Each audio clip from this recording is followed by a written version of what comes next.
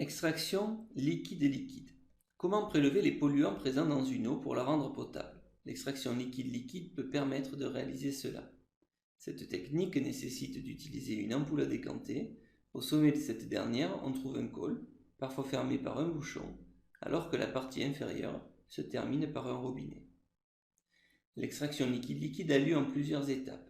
Étape 1, introduction du solvant extracteur. L'espèce à extraire, ici le polluant, est initialement présent dans un milieu d'origine, l'eau polluée ici. On ajoute ensuite un autre solvant appelé solvant extracteur.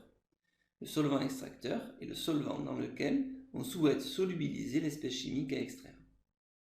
Le milieu d'origine est ici liquide. Le solvant extracteur est lui aussi liquide. C'est pour cette raison que la technique d'extraction s'appelle extraction liquide-liquide. Pour comprendre le principe de cette extraction, utilisons ce modèle. Les polluants à extraire sont dessinés ici en violet. Ils sont contenus dans l'eau avec d'autres espèces chimiques représentées ici en orange et en noir. Le but de cette extraction est d'isoler les polluants dans le solvant extracteur. Les espèces chimiques représentées en orange et en noir doivent rester dans le solvant d'origine. Pour simplifier, nous ne les représenterons plus par la suite. Lorsque l'on mélange les deux solutions, les molécules de solvant extracteur solubilisent les polluants. C'est l'étape d'agitation. Les polluants se solubilisent donc ici, dans la phase supérieure. Il faut ensuite laisser les deux phases se reformer. C'est l'étape de décantation. Enfin, il faut ouvrir le robinet pour séparer les deux phases. C'est l'étape de séparation. Mais comment choisir le solvant extracteur approprié? L'espèce chimique à extraire doit être plus soluble dans le solvant extracteur que dans celui d'origine. Ensuite, pour pouvoir séparer les phases, il faut que les solvants extracteurs et d'origine soient non miscibles. Enfin, le solvant extracteur doit présenter un danger minimal pour la santé et l'environnement. Souvent, un de ces deux solvants est l'eau. La phase correspondante est donc appelée phase aqueuse. L'autre solvant est alors un solvant organique comme le cyclohexane ou l'éther. La phase correspondante est donc appelée phase organique. C'est le cas du traitement de l'eau polluée. Les polluants sont en phase aqueuse.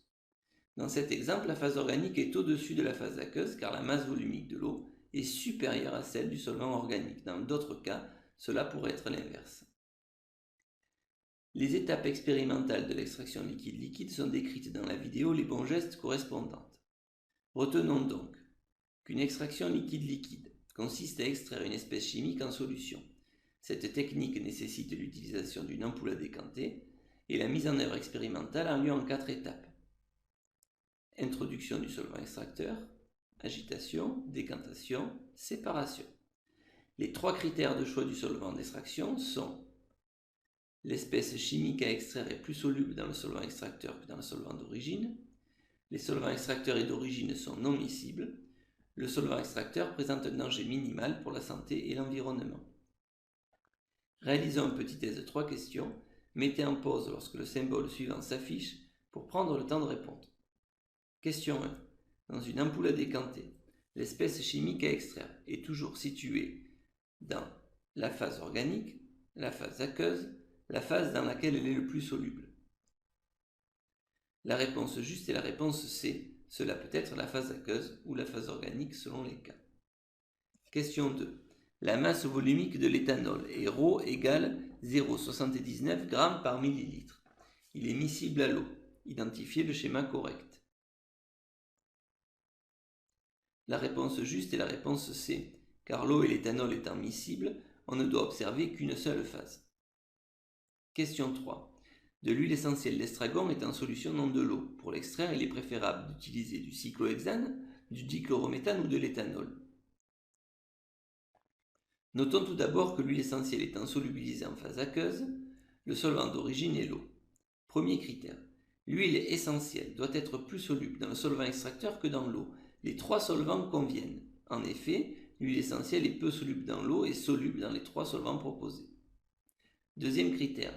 Le solvant extracteur et le solvant d'origine ne doivent pas être miscibles, ce qui est le cas du cyclohexane et du dichlorométhane, mais pas celui de l'éthanol. Enfin, troisième critère, le solvant extracteur doit présenter un danger minimal pour la santé et l'environnement.